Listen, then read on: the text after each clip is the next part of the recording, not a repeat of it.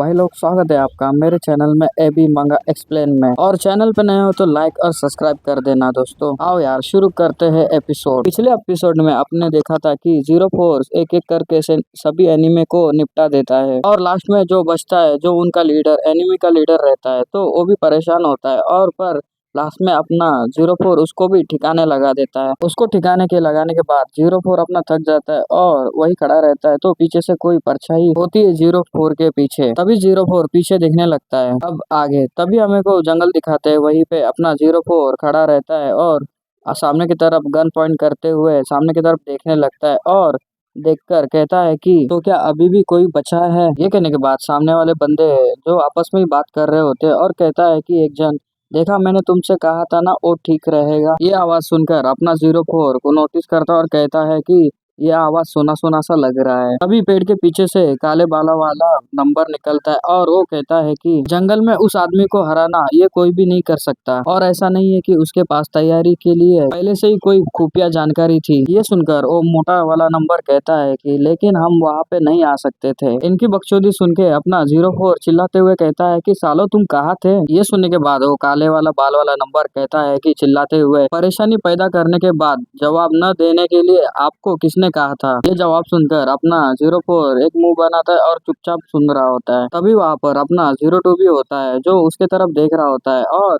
अपना zero four zero to के पास देख के परेशान हो गया होता है। उसके भी पसीना निकलता है। फिर जीरो फोर परेशान होकर उससे नजरें चुरा लेता है और साइड में देख लेता है। अभी वहाँ पर छोटा वाला नंबर रहता है जो उससे कहता है कि क्या तुम जीरो वन को देखने गए थे, है ना। ये सुनकर अपना जीरो फोर कहता है कि उड़ी बाबा, तुझे कैसे पता। ये सुनकर वो छोटा नंबर कहता है कि हमको जीरो वन ने संपर्क किया था। उन्होंने ये सोचा कि आपकी बातें सुनने के बाद हम ये ठिकाना छोड़ दे। तभी वहाँ पर मार्क्स वाला बंदा कहता है कि तुम जीरो वन को देखने क्यों गए थे। ये सुनने के बाद अपना जीरो फोर कहता है कि हाँ मैं, और गुस्से में कहता है कि ये निराशाजनक है, ये सब उसके ही कारण है। तभी वहाँ पर छोटे नंबर वाला कहता है कि तो आप उस विषय में जीरो वन से भिड़ने गए थे। तभी मोटा वाला नंबर भी क्वेश्चन में आ जाता है और कहता है कि भले इसका जीरो वन से कोई भी संबंध नहीं है, तुमने तो ये कहा था कि तुम जैक नामक व्यक्ति के पीछे पड़े थे जिसने तुमको मशीनरी यूनियन में आने के लिए शामिल करने के लिए मजबूर किया था। ये सुनकर जीरो फोर को तो बहुत गुस्सा आता है पर अपना दांत पीसता है और कुछ नहीं कहता। आता क्या है, दगड़ा खाली हाथ है, मन क्या बोला था। अभी जीरो टू को दिखाते हैं जो आगे बढ़ता है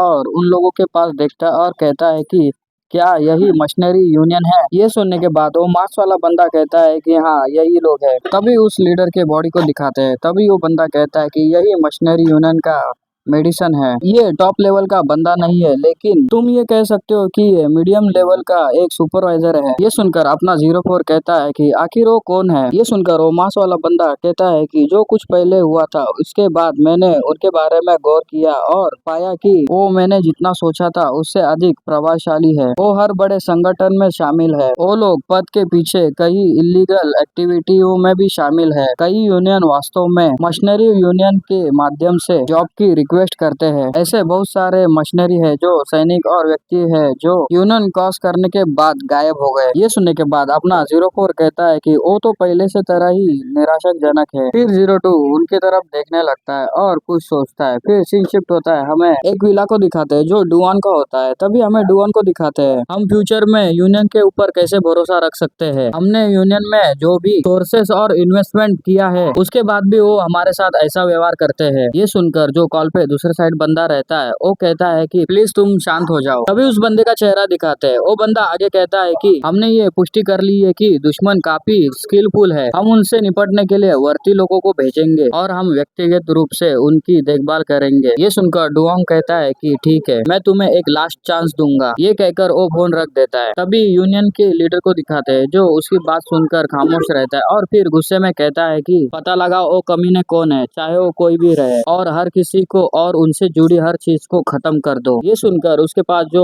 सैनिक रहता है वो कहता है कि मैं ग्रेडन से पूछूंगा कि वो करंट में क्या कर रहा है और उसे ये कार्य सौंपूंगा। ये सुनकर वो मशीनरी यूनियन का लीडर कहता है कि ग्राइडन पर्याप्त होना चाहिए। वो इस समय किस पर काम कर रहा है? वो इन एरिया में ऑपरेट कर रहे हैं जहाँ पे हमने काम कभी पहले किया ही नहीं। वो वहाँ पे बात करके डायरेक्ट एक्शन कर रहा है। ये सुनने के बाद वो मशीनरी का लीडर कहता है कि उससे कहना कि वो तुरंत काम ये खत्म करे और तो इस काम को आगे बढ़ाओ। ये सुनकर वो बंदा कहता है कि हाँ ठीक है सर। ये कहने के बाद सीन शिफ्ट होता है। हमें एक कार को दिखाते हैं जो बड़ी तेजी से आगे बढ़ रहा होता है। तभी एक बंदे को दिखाते हैं जो फोन पे बात कर रहा होता है। तभी ये बंदा कहता है कि क्या आप ये चाहते हो कि हम ये काम जल्दी से खत्म कर दे? तभी हमें बंदे को दिखाते हैं, इसका ही नाम ग्रेडन रहता है। फोन पर जो बात कर रहा होता है वो बंदा कहता है कि हाँ जितनी जल्दी हो सके यूनियन इसके बाद की सिचुएशन को संभाल लेगा, इसलिए तुम इसकी चिंता मत करो। ये सुनने के बाद ग्रेडन कहता है कि हाँ मैं समझ गया। फिर ग्रेडन वो फोन रख देता है और स्माइल करते हुए कहता है कि बिजी भाई बिजी, हम बहुत बिजी हो गए ले। और वो लोग आगे की ओर बढ़ने लगते हैं। तभी उनकी गाड़ी एक जगह पे आके रुक जाती है और फिर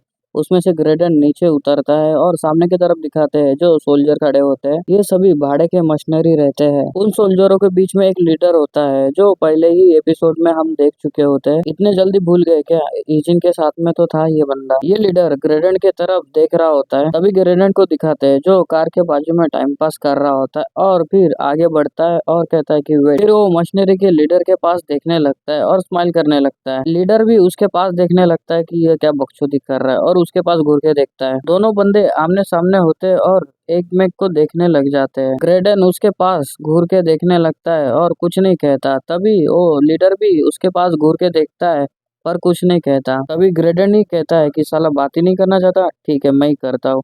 तभी ग्रेडन कहता है यहाँ पे हर कोई एक ही बात कहता है, वो लोग ये कहते हैं कि तुम यहाँ सबसे अच्छे हो, है ना? ये सुनने के बाद वो मशीनरी लीडर कहता है कि हाँ मैंने भी तुम्हारे बारे में कुछ सुना है, लेकिन क्या तुम लोगों ने हमेशा इस एरिया को अनदेखा नहीं किया है? ये सुनने के बाद ग्रेडन कहता है कि जीवित रहने के लिए तुम्हें नए बाजार तलाशने होंगे। तुम हमेशा एक छोटे तालाब में एक बड़ी मछली की तरह तुम नहीं रह सकते, है ना? ये सुनने के बाद वो मशीनरी लीडर कहता है कि मुझे पता है कि तुम यहाँ पे क्यों आए हो हमारे पास। तुम यहाँ हमें यूनियन में शामिल होने के लिए ये कहने आए हो, है ना? चलिए मैं आपको बिना समय बर्बाद किए तुम्हें अपना आंसर देता हूँ। और वो सीरियस होके कहता है कि हम लोग मशीनरी यूनियन को ज्वाइन करने से इनकार कर देते हैं। ये सुनकर ग्रेडन कहता है अरे निर्णय लेने में इतनी जल्दबाजी मत करो, यहाँ पर इंडस्ट्री इतना बड़ा नहीं है जितना तुम सोचते हो। और तो हम एक अलायंस हो सकते हैं, लेकिन हम कल एक दूसरे पर बंदूक तान सकते हैं। ये सब क्लाइंट पे निर्भर करेगा। तभी वो मशीनरी का लीडर कहता है कि क्या हम आपसे जुड़ जाए तो इसमें कुछ बदलेगा? ये सुनकर ग्रेडन कहता है हंसते हुए कि निसंदेह ऐसा होता है, तुम अपने कॉन्ट्रैक्ट को साझा करो, हम अपने बीच किसी भी संघर्ष को कम कर सकते हैं। ये सुनकर मशीनरी का लीडर कहता है कि इसलिए तुम ये कह रहे हो कि हमें सभी को एक साथ मिलकर काम करना चाहिए और दिखाने के लिए मंच पर फाइट करनी चाहिए। ये सुनकर ग्रेडन स्माइल करता है और कहता है नहीं ऐसा नहीं है, मैं ये कह रहा हूँ कि हमें साथ मिलकर काम करना चाहिए। तभी वो मशीनरी का लीडर उससे कहता है ऐसा नहीं है कि हमें आपके लिए अपना होमवर्क नहीं किया। यदि हम यूनियन में शामिल होते हैं तो हमें आपके सख्त नियंत्रण का पालन करना होगा,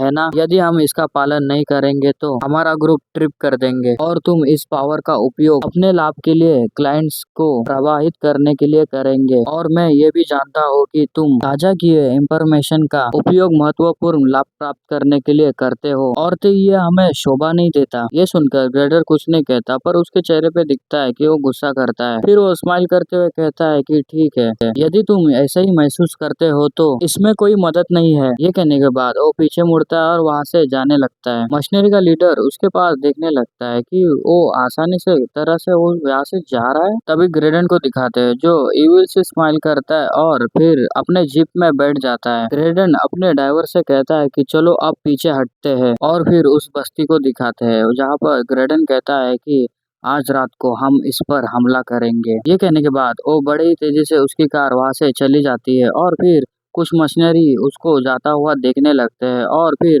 अपना लीडर भी उसके तरफ से ही देखता है कि वो ऐसे ही आसानी की तरह से जा रहा है। ये सब होने के बाद हमें सीन शिफ्ट होता है और हमें इजिन का घर दिखाते हैं जहाँ पर इजिन अपना वर्कआउट कर रहा होता है पुशअप मार के, पुलअप मार के। तभी वहाँ पर उसके डेस्क के इधर से रिंग बजने लगती है फोन की रिंग ज्यादा ही बज रही होती है तो अपना इजिन पुलअप मारता है तो बाद में वो पुल अप मारना छोड़ देता है और नीचे आता है। तभी इजिन को तरफ दिखाते हैं, जो इजिन अपना उस देश के पास देखने लगता है और फिर ये एपिसोड यही खत्म होता है। एपिसोड अच्छा लगे तो लाइक सब्सक्राइब कर देना। मिलते हैं नेक्स्ट एपिसोड में। Bye bye.